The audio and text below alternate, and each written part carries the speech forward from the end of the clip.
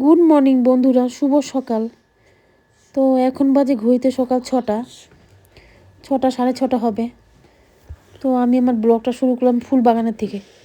তোমরা কেমন আছো? আমি মোটামুটি ভালোই আছি। তো আমার ব্লগটা স্কিপ না করে ভালো করে একটু দয়া করে অনুরোধ করে বললাম তোমরা একটু দেখো ভিডিওগুলো। তো দেখতে থাকো ভিডিওগুলো, দেখো। তো ফুল বাগান থেকে এসে উঠোনের দিকে চলে গেলাম। তো বাচ্চারা তো ঘুম থেকে উঠেই নেই। তো ওরা এত তাড়াতাড়ি ঘুম থেকে উঠে না। তো এত তাড়াতাড়ি যদি না উঠি, 6টা 6:30টার দিকে ঘুম থেকে উঠতে হয়, না উঠলে তো কোনো কাজ বাজ করতে পারি না। তারপর ব্লগও বানাতে হয়। তারপরে এই যে দেখো রাস্তার দিকে চুপচাপ সব, কেউ নাই। দু একজন লোক যাচ্ছে ঠিকই, সব কাজের ব্যস্ততা। কেউ ফুল পাড়ে, কেউ কাজ করতে যায়, এই আর কি। তারপরে দেখো আজকে শুক্রবার, সকালে সবজিওয়ালারা বাজার দিয়ে রাস্তা দিয়ে ধার দিয়ে যাচ্ছিল। তো কিছু সবজি কিনে নিলাম। তো রাস্তা দিয়েই যায়, এখান থেকেই কিনেও যায়, বাজার থেকেও কেনা যায়। তো যখন খুব তাড়াতাড়ি লাগে আমি রাস্তা থেকেই মোটামুটি কিনি। লঙ্কা তো একদমই ছিল না, এই যে এই কয়েকটা সবজি কিনেছি। দেখো লাউটাও অনেক দিনের লাউ, এটা পচে গেছে, পচা পচা ভাবি আর কি, পচে এখনও যায়নি, তাও খাওয়া যাবে অর্ধেকটা। তারপরে চান টান করে এই যে পুজোর দিকে রওনা দিলাম। ভাতের হাঁড়ি বসিয়ে এসেছি গ্যাসে। তো এখানে কয়েকটা কাপড় চোপড় ধুয়ে এই যে মেলে দিব, এখন দিব পুজো। সকাল সকাল পুজো দিলে কি হয়, সব দিকেই ঠিকঠাক থাকে।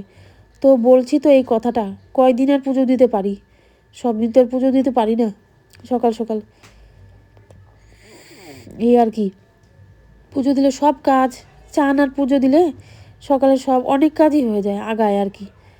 তো যেদিন পারি সকাল সকাল চান করি, পুজো দিয়ে ফেলি। আর যেদিন পুজো দিতে পারি না, চান করতে পারি না, সেদিন তো দেরি হয় আর কি। তারপরে দেখো আমি চলে গেলাম আমাদের এখানে, আমাদের কিছু দূরে আলিপুরদুয়ারে সবচেয়ে বড় শিব পূজা হয়, শিব ঠাকুরের পুজো। তো এবার সববারই প্রতি বছরই যাই, এবার আর যেতে পারিনি। তো আজকে আমি চলে গেলাম, আজকে আর কি। ভিডিওটা আজকে দিয়েছি, আগের দিন আগে গিয়েছি। তো দেখো এবার তো শিব পূজা জল ঢেলেছি, তাই আমি আলিপুরদুয়ারে যেতে পারিনি।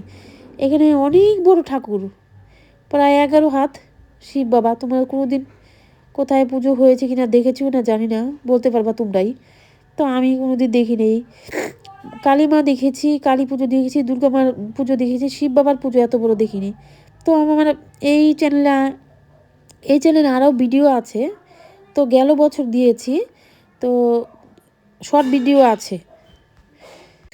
ভিডিও দিয়েছিলাম। আজকে আর কি বড় ভিডিও করলাম।